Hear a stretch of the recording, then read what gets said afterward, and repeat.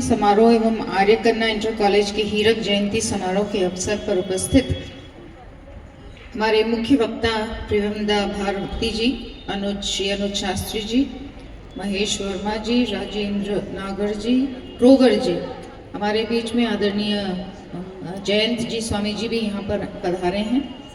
मंडल अध्यक्ष विकासदीप मित्तल जी, सुनीता कोटनाला जी, विभू ग्रोवर जी, रेणु नेगी जी, हमारे अजय ग्रोवर जी, आनंद प्रकाश जी, जयंत स्वामी जी, उमेद सिंह बिष्ट जी, नितिन शास्त्री जी, पंडित राम प्रकाश शर्मा जी, गजेंद्र जी, कमल नेगी जी, महेश नेगी जी, राजीव डबराल जी, दीपक ध्यानी जी, आशीष सतीजा जी, यहाँ पर आए हुए सभी अतिथिगण और प्यारे प्यारे बच्चों, सबसे पहले तो मैं आप सबको इस हीरक जयंती की और शताब्दी वर्ष की ढेर सारी शुभकामनाएं और बधाई देती हूँ। बहुत बहुत शुभकामनाएं, बहुत बहुत बधाई।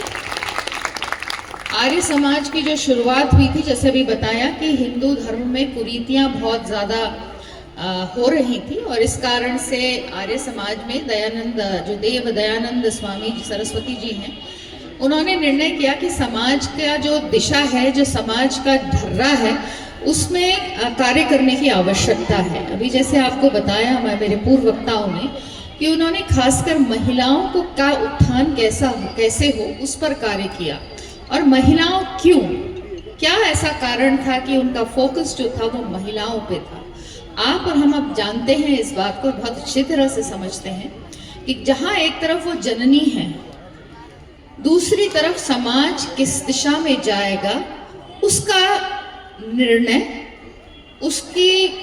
उसको किस तरह से आगे बढ़ाया जाएगा, उसका सारा कार्य जो है वो माँ करती है। माँ किस तरह से अपने बच्चों को दिशा देती है, माँ अपने बच्चों को किस तरह के संस्कार देती है, माँ अपने बच्चों को किस तरह से परंपराओं से जोड़ कर रखती है, माँ किस तरह से अपने बच्चों को जड़ों से जोड़ के रख सकती है, वो चीज़ उनको बहुत अच्छे से पता थी। और आज भी हम इस चीज़ को बहुत अच्छे से समझ रहे हैं। भले ही उस वक्त की कुरीतियों पे उन्होंने चोट की, बहुत कामयाब रहे, हमें उन्होंने जो चोट की, जो चीज़ों को सुधारा, उनको एक प्रेरणा स्रोत मानकर हमें आगे ये प्रयास करना चाहिए कि समाज में ये कुरीतियां धीरे धीरे फिर से अंदर ना घुस जाएं। इसकी चिंता करने की आवश्यकता है। नहीं तो 1875 में जो कि आर्य समाज की स्थापना हुई, उसकी रेलेवेंस आज क्या है, उसकी चिंता हम लोगों को करनी है। आज भी रेलेवेंट है, आज भी आवश्यकता है, आज भी ऐसे संस्थानों की जरूरत है जो समाज को दिशा देने में कारगर रहे, आगे बढ़े, जिम्मेदारी से बढ़े। बच्चे सुनते हैं और हमें बोलते रहना है, संस्कार देते रहना है। क्योंकि बच्चे, जैसे हम भी जब छोटे थे तो बहुत ज़्यादा हल्ला करते थे कि रोज़ ज्ञान मिलता है, स्कूल में भी ज्ञान मिलता है, माँ भी ज्ञान देती है, पिता भी ज्ञान देता है, लेकिन उन्होंने ज्ञान देना बंद नहीं किया, संस्कार देना बंद नहीं किया, वैल्यूज देना बंद नहीं किया। तुमको परेशानी है, तुम चिढ़ रहे हो, परेशान हो, कोई बात नहीं, दैट्स योर प्रॉब्लम। मेरी जो ड्यूटी है, मेरा जो काम है एज मदर और गुरु, समाज कैसा होगा वो माँ ही निर्णय करेगी, गुरु ही करेगा और कोई नहीं करता। समाज की दिशा, समाज की दशा केवल और केवल गुरु और माँ के हाथ में और किसी के हाथ में नहीं है। इसलिए बहुत ज्यादा चिंता करनी है कि हम सबसे पहले घर में किस तरह का व्यवहार, किस तरह का एनवायरनमेंट अपने बच्चों को दे रहे हैं, क्या सिखा रहे हैं। गलत फहमी में ना रहे कि 1 साल का बच्चा नहीं समझता है, वो स्पॉन्ज की तरह है, सब कुछ सोखता है। पिता माँ से कैसी बात कर रहा है, बहन से कैसी बात करते हैं, चाची से कैसी बात करते हैं, सास ससुर से कैसे बात करती है, सास बहू से कैसे बात करती है, भाई बहन से कैसे व्यवहार करता है, ये सब घर से देखता है बच्चा। और जब उसे अच्छा हम उसको एनवायरनमेंट देते हैं तो वो उसी चीज को सीख के निकलता है। और जहां हमने देखा कि घर में अपशब्द कहे जा रहे हैं, हाथ उठाए जा रहे हैं, तो उसको भी वो सही मानता है, क्योंकि उसको कोई रोक नहीं रहा है, उस व्यवहार को कोई रोक नहीं रहा है, उस व्यवहार की कोई निंदा नहीं कर रहा है।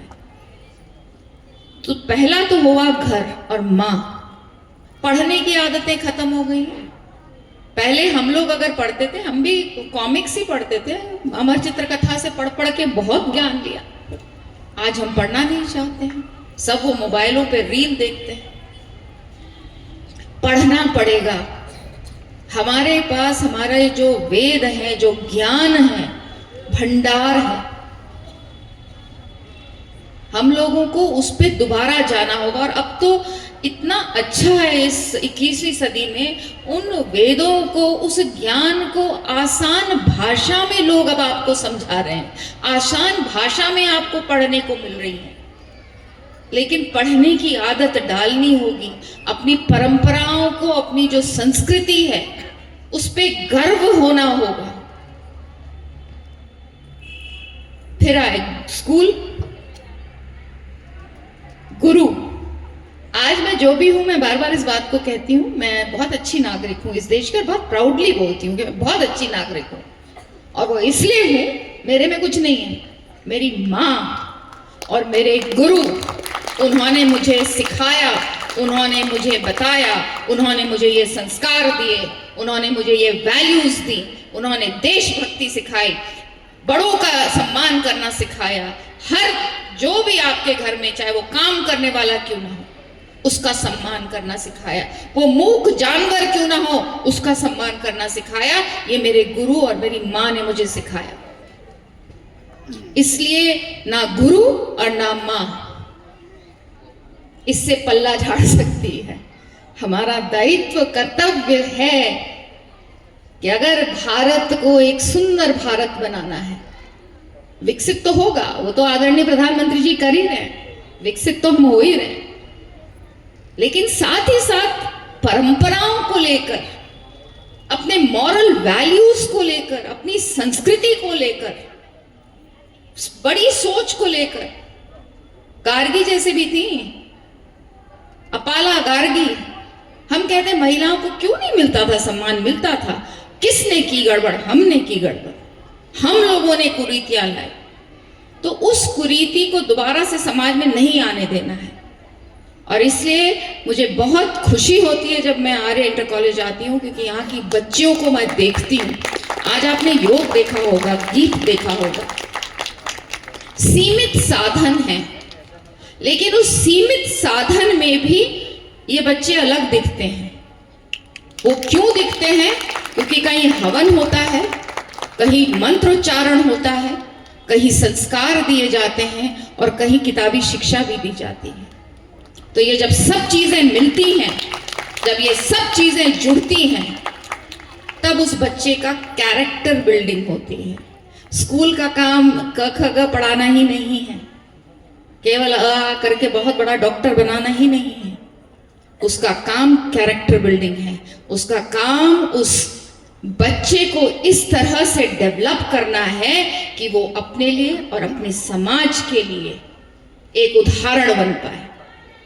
आगे चलकर जब इस देश में चाहे वो डॉक्टर बने, इंजीनियर बने, मानवता रहे, सेंसिटिविटी रहे, सम्मान दे सबको, एक दूसरे के साथ प्यार से बात करें, धैर्य हो, धैर्य नहीं आजकल बच्चों में, धैर्य हो, पेशेंस हो। तो आपके जो ये स्कूल के माध्यम से ऐसे अनेक कार्यक्रम में मैं आती रहती हूँ, इन कार्यक्रमों में, और बहुत आनंद आता है। समय तो कम दे पाती हूँ, लेकिन आता बहुत, सीखने को बहुत मिलता है। बैठकर यहाँ पर सीखने को बहुत मिलता है। रिपीट होती हैं चीजें जो माँ के मुंह से कभी सुनी है, वो रिपीट होती हैं। और हम तो मानते हैं कि रिपीटेशन करते रहना चाहिए। बच्चों को बोलते रहो, ठोकते रहो, बोलते रहो, सीखेंगे बच्चे।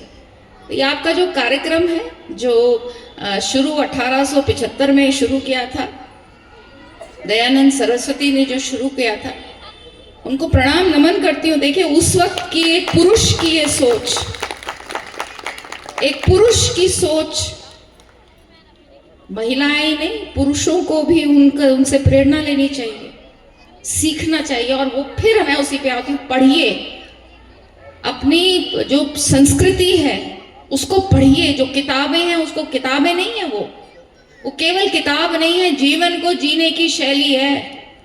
व्यवहार से लेके, खान पान से लेके, उठने के समय से लेके, सोने के समय से लेके, कब बैठना है, कब उठना है, कैसे बैठना है, जीवन शैली है। हम कहते हैं ना धर्म तो वो अलग है, लेकिन जीवन को जीने की शैली हमारे पास इतनी सुंदर शैली है।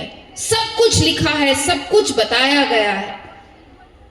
पर इस जीवन के आपाधापी में, 21वीं सदी की दौड़ में ऐसा ना हो कि हम अपनी इस संस्कृति को भूल जाएं, अपनी जड़ों को भूल जाएं। और जड़ों को अगर हमने भूला तो फिर हम सूख जाएंगे, जैसे पेड़ सूखता है। तो इसलिए उस जड़ों को सिंचित करके रखना है, अपने वैल्यूज से, अपने संस्कार से, अपने कल्चर से उन जड़ों को सिंचित रखिए।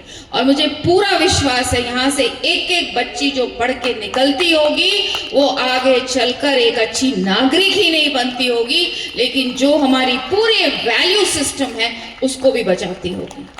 तो मैं बहुत बहुत आभार व्यक्त करती हूँ आनंद जी का कि वो मुझे बुलाते रहते हैं और मैं कभी कभी आ भी जाती हूँ, ज्यादातर आ ही जाती हूँ। और बहुत आनंद आता है। इस प्रांगण में एक अलग एनर्जी है। और वो क्यों है? क्योंकि यहाँ हवन होता है। क्यों है? क्योंकि यहाँ मंत्रोच्चारण होते हैं। क्यों है? क्योंकि यहाँ विचार अच्छा है, मन अच्छा है, सोच अच्छी है, समाज के लिए कुछ अच्छा करने की सोच है। प्यारी प्यारी बच्चियां हैं जो बहुत कठिन परिस्थितियों में यहाँ आकर पढ़ रही हैं। उनको भी मैं बहुत बधाई देती हूँ। बच्चियों को आसान नहीं है जिस परिवेश से वो आती हैं, लेकिन उस परिवेश से उठाकर आप उनको इस ब्लूम करने का मौका दे रहे हैं, आगे बढ़ने का मौका दे रहे हैं। आप बधाई के पात्र हैं। मैं आपके पूरे मैनेजमेंट को बहुत सारी बधाई देती हूँ, आपकी टीचर्स को बहुत सारी बधाई देती हूँ, आपकी प्रिंसिपल को बहुत सारी बधाई देती हूँ। क्योंकि पढ़ाना, लिखाना, सिखाना, चलना, बैठना, उठना, डिसिप्लिन से बैठी हैं बच्चियां, ये सारा कुछ दिखाता है कि बहुत, जब स्कूल का जो लीडर होता है ना, कहीं का भी लीडर हो, जब लीडर बढ़िया होता है तो चीजें बहुत अच्छी निकल के आती हैं। तो मैं आपके प्रिंसिपल को, आपकी सारी स्कूल की टीचर्स को, स्टाफ को बहुत बहुत बधाई देती हूँ। और इतने सुंदर कार्यक्रम में आपने मुझे आमंत्रित किया, आपका मैं बहुत बहुत आभार व्यक्त करती हूँ। बहुत बहुत धन्यवाद।